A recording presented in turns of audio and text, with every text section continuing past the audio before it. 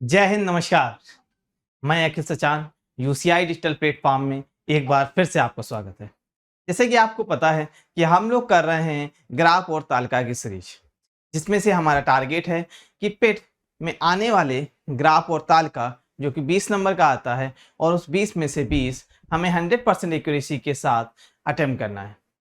इसके लिए आपको रेगुलर बेसिस में डिफरेंट टाइप की डीआई यहाँ पे डिस्कस की जा रही है। बेसिकली डीआई को ही हिंदी में ग्राफ और तालिका कहा जाता है। तो आज आपके सामने बार ग्राफ की डीआई या बार ग्राफ यहाँ पे प्रेजेंट है। तो हम लोग स्टार्ट करते हैं आज की क्लास में बार ग्राफ, और सेशन को आपको एक बार जल्दी से शेयर कर दीजिए ताकि और भी आपके दोस्त आ सके, और कमेंट करके जरूर बताइएगा। कोई क्वेरी हो आपकी, कोई क्वेश्चन डाउट हो तो कमेंट करके जरूर बताइएगा। और अगर आप चैनल में नए हैं तो सब्सक्राइब जरूर कर लीजिएगा, जिससे चैनल में आने वाले सारे वीडियो के नोटिफिकेशन आप तक पहुंचते रहें और आपकी तैयारी बहुत अच्छे से होती रहे। देखिए, पेट 2022 के लिए आपको एक टारगेट लेके चलना है कि हमें मैक्सिमम मार्क अटेंड करना है। जितने ज़्यादा से ज़्यादा मार्क्स आ सकते हैं, क्योंकि आपको पता है कि आने वाली वैकेंसी जो यूपी से जो अब वैकेंसी आएंगी वो पेट 2022 के स्कोर कार्ड से ही आप एलिजिबल होंगे। अगर आपका पेट में बहुत अच्छा स्कोर हुआ तभी आप आने वाली वैकेंसी के मेंस में अटेम्प्ट कर पाएंगे, अदरवाइज आप मेंस का एग्जाम ही नहीं दे पाएंगे। इसलिए जी जान लगा दीजिए, बहुत कम समय बचा है और पूरी ईमानदारी से प्रैक्टिस करते रहिए। जैसा कि आपको पता है कि पेट में आने वाला ग्राफ और तालिका अपने आप में एक बहुत बड़ा स्कोर पार लेके चलता है। सोचिए 100 नंबर में से 20 नंबर उसी का आता है। सिर्फ 100 में से 20 नंबर एक बहुत बड़ा पार्ट कवर होता है, जिससे आपका स्कोर बहुत अच्छा जा सकता है। ये आपको बहुत अच्छे से पता होगा। तो आइए हम लोग स्टार्ट करते हैं आज की बार ग्राफ। जैसा कि आपको पता है कि डीआई का कोई भी क्वेश्चन हो उसमें हमने सॉल्व करने से पहले सबसे पहले जो इसकी इंफॉर्मेशन होती है उसको हम बहुत अच्छे से पढ़ लेते हैं। हम इंफॉर्मेशन को जितने अच्छे से पढ़ते हैं क्वेश्चन हमारा उतनी आसानी से हो जाता है। तो आइए हम लोग क्वेश्चन को अच्छे से पढ़ते हैं और समझने की कोशिश करते हैं कि ये क्वेश्चन क्या कह रहा है। कह रहा है इन प्रश्नों के उत्तर देने के लिए नीचे दिए गए ग्राफ को ध्यानपूर्वक अध्ययन कीजिए। विगत वर्षों में कंपनी द्वारा, ग्राफ क्या कह रहा है, विगत वर्षों में कंपनी द्वारा विनिर्मित बनाई गई और बेची गई मदों की संख्या लाखों में। कोई प्रोडक्ट की बात कर रहा है और वो कह रहा है कि कितने प्रोडक्ट बनाए गए हैं और कितने बेचे गए हैं, उसका यहाँ पे ग्राफ दिया गया है और अलग अलग वर्षों की बात कर रहा है। आई होप कि इतना आपको समझ में आया होगा। ये जो ग्राफ बात कर रहा था वो किस चीज की बात कर रहा था? किसी प्रोडक्ट के बारे में बात कर रहा था, किसी प्रोडक्ट के निर्माण के बारे में बात कर रहा था या प्रोडक्शन के बारे में बात कर रहा था, और उस प्रोडक्शन में से कितनी प्रोडक्ट आपने बेच दिए हैं उसके बारे में बात कर रहा था। वो भी अलग अलग ईयर में। कौन कौन से ईयर हैं? 2002, 2003, 2004, 2005, 2006, 2007 और 2008। ये डिफरेंट ईयर दिए गए हैं। और इस डिफरेंट ईयर में सपोज हमको एक डेटा ले लेते हैं, जैसे 2005 का ले लिया, तो 2005 में अगर देखें तो 60 लाख, क्योंकि डेटा आपको दिया गया, ध्यान से देखिएगा, ब्रैकेट में लिखा है कि 60 लाख जो 60 लिखा है इसका मतलब 60 लाख है। 60 लाख जो प्रोडक्ट बनाए गए थे वो बनाए गए हैं, और इनमें से जो बेची गई है वो कितनी है? 50 लाख। बेची वाला कलर ये आपको बताता है और निर्मित वाला कलर ये आपको बताता है। आई होप की जो डीआई दी गई है उसकी इंफॉर्मेशन आप तक पहुंच गई है और उसकी इंफॉर्मेशन आप अच्छे से समझ गए हैं। तो अब हमें करना क्या है? अब हमें क्वेश्चन पढ़ना है और क्वेश्चन के पढ़ते ही उसका आंसर देना है। ध्यान से पढ़ना है, गलती बिल्कुल नहीं करनी। आइए हम लोग क्वेश्चन नंबर 1 आपके सामने पढ़ते हैं। क्वेश्चन नंबर 1 आपके सामने क्या कह रहा है? क्वेश्चन कह रहा है सभी वर्षों में मिलकर नहीं बेची गई मदों की संख्या, औसत संख्या कितनी है? इस क्वेश्चन को ध्यान से पढ़िएगा। आप बहुत मिस्टेक कर देते हैं एग्जाम में, जल्दबाजी में गलत कर देते हैं। हमने यहाँ पे नहीं दिया गया है, लेकिन हम लोग मिलकर बेची गई संख्या का निकाल लेते हैं रेशियो। ये आपको घुमाने के लिए यहाँ पे नहीं मेंशन कर दिया गया है। सभी वर्षों में मिलकर नहीं बेची गई, सभी वर्षों में मिलकर नहीं बेची गई। हम लोग जल्दी जल्दी में क्या पढ़ लेते हैं, सभी वर्षों में मिलकर बेची गई संख्या का औसत निकाल लेते हैं और हम यहीं पे मिस्टेक कर जाते हैं। आपको जल्दबाजी बिल्कुल नहीं करनी। एग्जाम में आपको सफिशिएंट टाइम मिलता है डीआई के लिए, और अगर आपने जल्दबाजी की तो आपका अगर एक भी क्वेश्चन गलत हो गया तो आप बहुत से लाखों बच्चों से पीछे हो जाएंगे। इस बात को ध्यान में रख के करिएगा। जल्दबाजी में क्वेश्चन बिल्कुल नहीं गलत करना है। कोई भी पार्ट का क्वेश्चन हो, क्वेश्चन बहुत आराम से करना है, गलत तो बिल्कुल भी नहीं करना। तो देखिए, समझिए, कह रहा है सभी वर्षों में मिलकर नहीं बेची गई मदों की लगभग औसत संख्या कितनी, लगभग पूछा गया है। औसत के लिए जैसे आपको पता है औसत का मतलब क्या होता है, औसत का मतलब होता है कुल संख्या। अगर हमें औसत निकालना है, औसत निकालना है तो औसत मतलब होता है कुल योग और अपॉन कुल बटे कुल संख्या। तो कुल योग किसका निकालेंगे, जो सभी वर्षों में नहीं बेची गई है संख्या है। तो सभी वर्षों में नहीं बेची गई संख्या कितनी है, आप देखिए 2002 में निर्माण कितना हुआ था 70 लाख का, बेची कितनी गई 60 लाख। तो कितनी ऐसी हैं जो नहीं बेची गई, दोनों का डिफरेंस आ जाएगा जो नहीं बेची गई हैं। तो यहां से इसका मतलब है जो ग्राफ दिया गया है हर ग्राफ के डिफरेंस को ऐड कर देना है और फिर उसमें जितने ईयर हैं आपके सामने 1 2 3 4 5 6 7 ईयर हैं, सातों को डिवाइड कर देना है तो आपका औसत आ जाएगा। तो आइए हम लोग सम कर लेते हैं। तो देखिए 2002 में कितनी है, 2000 में 60 70 निर्माण हुई, 60 बेची गई, 10 आ गई 2002 में।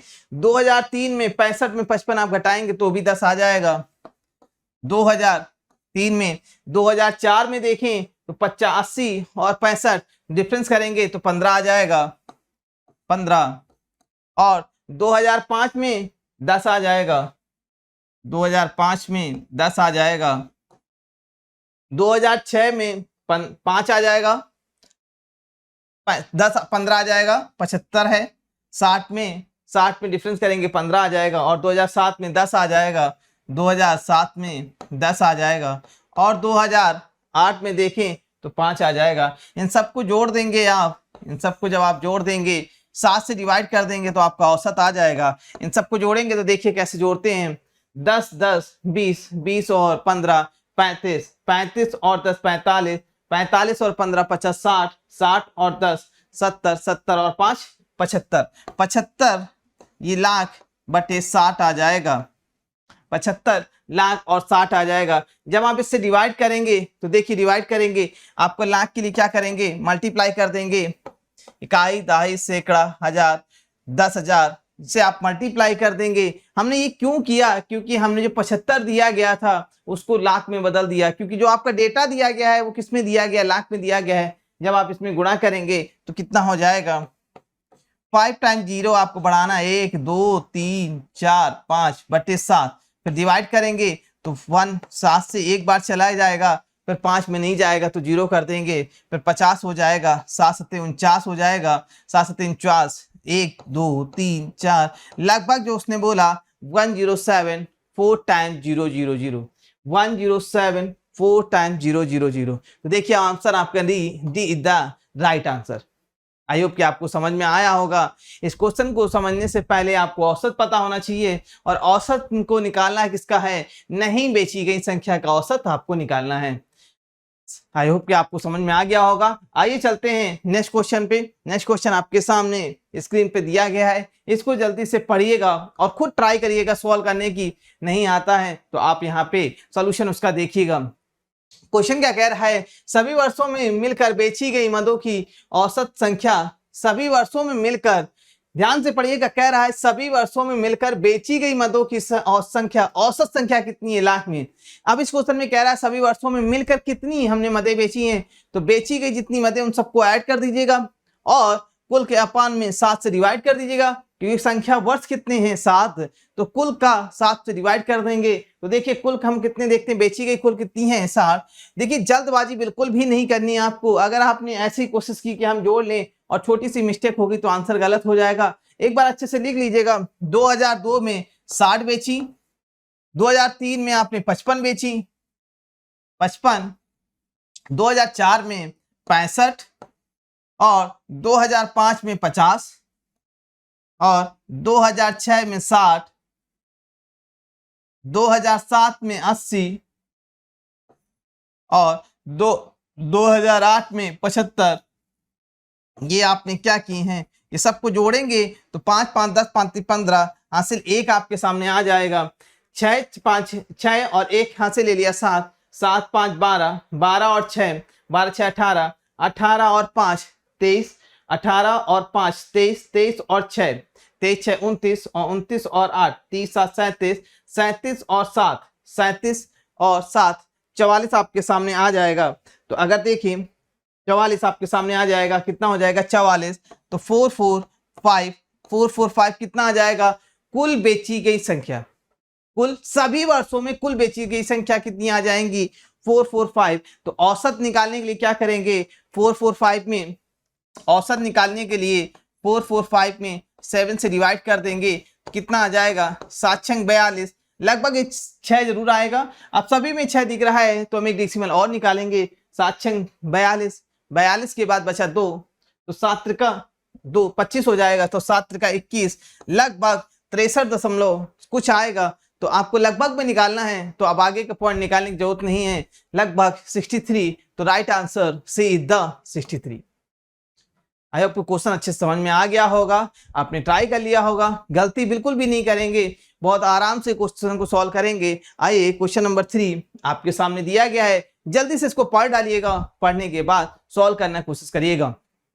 क्वेश्चन आपके सामने क्या कह रहा है, वर्ष 2007 में विनिर्मित मदों की संख्या सभी वर्षों में मिलाकर विनिर्मित मदों की कुल संख्या का कितना प्रतिशत है। मीन कह रहा है 2007 में जो प्रोडक्शन किया गया है, 2007 में जो भी विनिर्मित किया गया मदों की संख्या है वो सभी वर्षों में मिलकर विनिर्मित, तो सभी वर्षों की कितनी निर्मित की गई हैं ये हमें निकालना पड़ेगा। तो सभी वर्षों को सबसे पहले निकाल लेते हैं, फिर 2007 का निकाल लेते हैं, कुल संख्या का कितना प्रतिशत है। तो सभी वर्षों की विनिर्मित निकाल लेते हैं सबसे पहले। सभी वर्षों में देखिए कौन सा है, 70, 65, 80, 60, 75, 90 और 80। बिल्कुल भी गलती मत करिएगा, 70, 65, 80, 60, 75, 75 के 90 और 90 के बाद 80।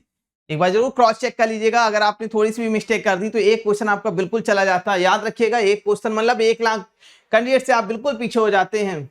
तो ऐड करेंगे तो 5 5 10 हासिल 1 लगा, 7 और 1 हासिल ले लिया 8, 8 और 6 8 और 6 8 6 14 और 14 और 8 14 और 6 20 2 22 22 और 6 28 28 और 7 28 28 30 और 30 5 35 35 में 9 जोड़ेंगे 35 और 5 40 और 40 4 44 44 में 8 जोड़ेंगे 44 6 50 50 और 2 52। तो आपका कितना आ गया 52, ये क्या आ गया 520 लाख। ये किसमें, ये आपका कुल निर्मित आ गया। अब 2007 में विनिर्मित कितना कह रहा है, 2007 में आपका विनिर्मित कितना 90। तो ये 90, वो क्वेश्चन क्या कह रहा है, ये 90 520 का कितना प्रतिशत है, 520 का कितना प्रतिशत है, ये आपसे पूछ रहा है। ये 90 520 का कितना प्रतिशत है। आपको जो कैंसिल आउट हो रहा है वो कैंसिल कर दीजिए, नहीं कैंसिल हो रहा है तो डायरेक्टली आप इसे डिवाइड करके देख लीजिएगा। डिवाइड करेंगे कैसे, 10 से 10 कैंसिल हो जा रहा है, तो 52 डिवाइड 900, हमने कुछ कैंसिल नहीं किया, डायरेक्टली सॉल्व कर रहे हैं। 50 से एक बार जाएगा 52 आ जाएगा, कितना बचेगा 8, यहाँ पे आपका बचेगा 8, तो 3 आ जाएगा 38, 0 ये आ जाएगा। अब देखिए सब में एक एक दिया गया है, यहाँ तो 7 भी दिया गया, 3 भी दिया गया। आपको देखते कि इस क्वेश्चन में आपको डेसिमल तक निकालना पड़ेगा, कोई भी पॉइंट आप स्किप नहीं कर सकते। लगभग 7 ना 35 7 बार जाएगा, 7 ना 35 7 दूनी 14 7 ना 35 36, क्या बचेगा 6 और यहाँ पे 7 बचेगा तो 1 आ जाएगा। फिर से हम पॉइंट लगाते हैं, 0 बढ़ाते हैं 160। अब देखिए 17 में या तो ये होगा या तो ये होगा, तो देखिए 3 बार हम डिवाइड कर सकते हैं, 5 3 15, बिल्कुल 3 बार कर सकते हैं। तो 3 दूनी 6 और 3 5 15, तो हमारे पास कितना आ जाएगा 4 आ जाएगा। इसका मतलब ये है, इसका मतलब ये क्लियर है कि 17.3, क्योंकि 3 बार जा रहा है, या तो 17.03 होगा या 17.3। आप नेक्स्ट स्टेप निकालने की कोई जरूरत नहीं है, क्योंकि 17.3 हमने मैच कर लिया। तो राइट आंसर इज द ए आपके सामने क्लियर है, आंसर आ जाएगा 17.3%। आई होप कि आपको मजा आ रहा होगा। अगर सेशन अच्छा लग रहा है तो शेयर करके अपने दोस्तों को जोड़ भी लेना है, और कमेंट करके बताना भी है कि आपको सेशन कैसा लगा। कमेंट करके जरूर बताइएगा, कुछ भी बताइएगा। अगर आपको कोई क्वेरी है, अगर आपके कोई क्वेश्चन सॉल्व नहीं हो रहे हैं, अगर ऐसी कोई भी प्रॉब्लम है तो कमेंट करके जरूर बताइएगा। नेक्स्ट करते हैं हम लोग नेक्स्ट क्वेश्चन पे। क्वेश्चन नंबर 4 आपके सामने दिया गया है और इस क्वेश्चन को ट्राई करिएगा। क्वेश्चन क्या कह रहा है? क्वेश्चन सभी वर्षों में मिलकर, कितने वर्षों की बात कर रहा है? सभी वर्षों की बात कर रहा है। सभी वर्षों में मिलकर बेची गई मदों की कुल संख्या, बेची गई मदों की कुल संख्या विनिर्मित मदों की कुल संख्या के बीच का क्रमशः अनुपात कितना है?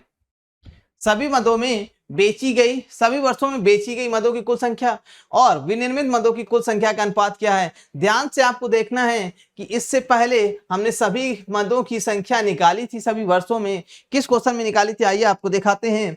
किसी क्वेश्चन में आपके सामने जब हम लोगों ने औसत निकाला था तो इस औसत में नहीं बेची गई क्वेश्चन नंबर 1 में था, और इस क्वेश्चन नंबर 2 में देखिए क्या निकाला था? बेची गई सभी वर्षों की मदों की संख्या निकाली थी। तो हमारे पास कितना आया था? 445। तो आप डायरेक्टली यहां से लिख सकते हो 445। अब आपको बार बार ऐड करने की नीड नहीं है। ये वैल्यू आप जरूर याद रखिएगा। कैलकुलेशन जो करिएगा साफ साफ करिएगा ताकि उस वैल्यू का रीयूज किया जा सके। 5 क्वेश्चन में लगभग एक वैल्यू का रीयूज हो ही जाता है। कहीं औसत निकालने के लिए कहता है तो हम उससे पहले सम निकालने के लिए कह देता है, तो कहीं ना कहीं उस वैल्यू को कैलकुलेशन जो किया है उसका रीयूज जरूर हो जाता है। हर क्वेश्चन में लगभग 5 में से एक क्वेश्चन ऐसा जरूर होता है जहां पे पिछली वैल्यू का यूज जरूर होता है। जैसे यहाँ पे हमने क्या किया? बेची गई मदों की संख्या कितनी थी? 445। अब कह रहा है विनिर्मित मदों की संख्या, तो विनिर्मित देखिए मदों की संख्या हमने अभी इसमें निकाली है। कितनी दी गई थी हमारे पास? 520। ये विनिर्मित मदों की संख्या थी, पिछले वाले क्वेश्चन में हमने निकाली थी। तो हम लोग यहाँ पे कितना लिख सकते हैं? 520।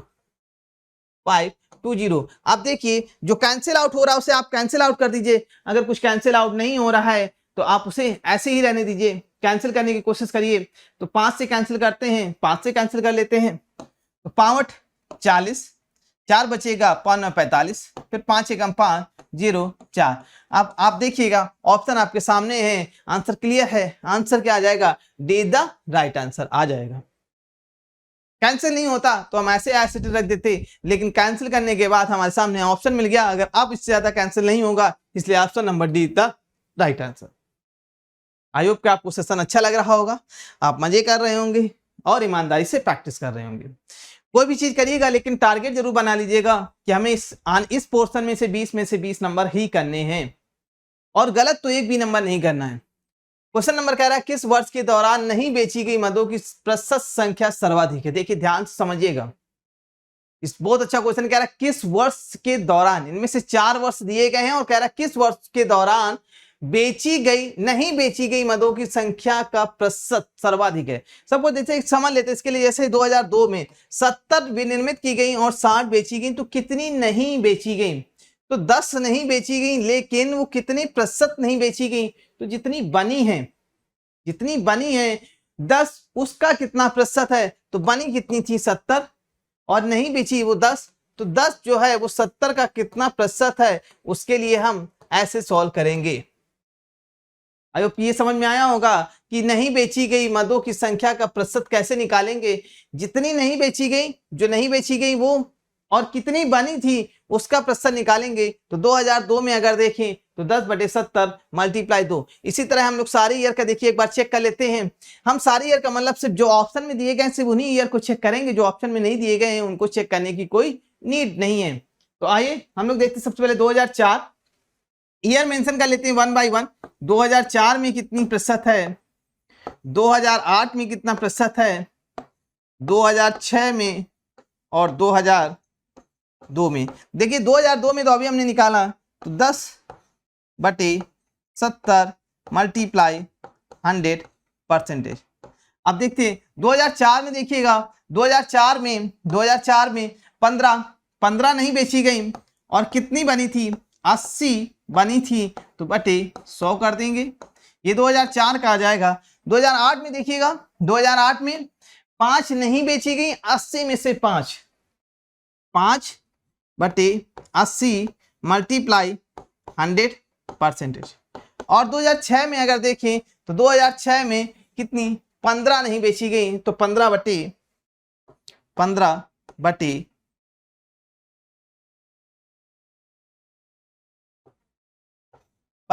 कुल कितनी थी 2006 में? 2006 में 60 मल्टीप्लाई करेंगे 100। अब सॉल्व करके जो परसेंटेज मैक्सिमम उसकी वैल्यू हमें निकालनी, देखिए 1 बाई सॉल्व करते हैं 5 से कैंसिल करेंगे 5 3 15 और इसमें कैंसिल करेंगे 5 एकम 5, 3 बचेगा 5 56 30 16।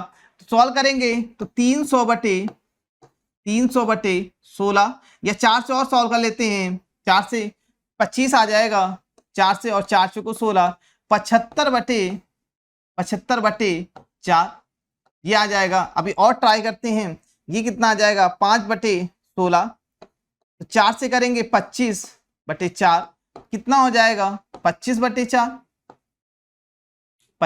4 और इसमें देखेंगे 5 से करेंगे तो 5 3 15 और 12 15 चौको 60 डायरेक्टली कर देंगे तो 15 चौको 60 और 4 से करेंगे तो 25% आपका यहाँ पे आ जाएगा 25%।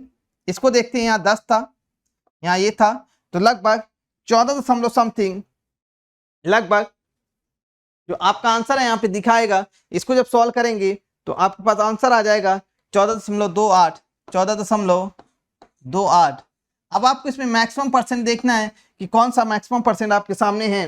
तो मैक्सिमम परसेंट आपको क्लियर दिख रहा है। अगर इसको डिवाइड करेंगे तो 4 एकम 4, 3 बचेगा तो 9 चौको 36, 8 बार 18 बार लगभग जाएगा, निकालने की नीड नहीं है। ये देखिए लगभग 6 बार से चौको 24 लगभग जाएगा। तो मैक्सिमम जो आपके सामने दिख रहा है वो 25% दिख रहा है। तो आज क्लियर है कि वो 2006 का जो प्रतिशत है वो सर्वाधिक है, 2006 का प्रतिशत जो है वो सर्वाधिक है।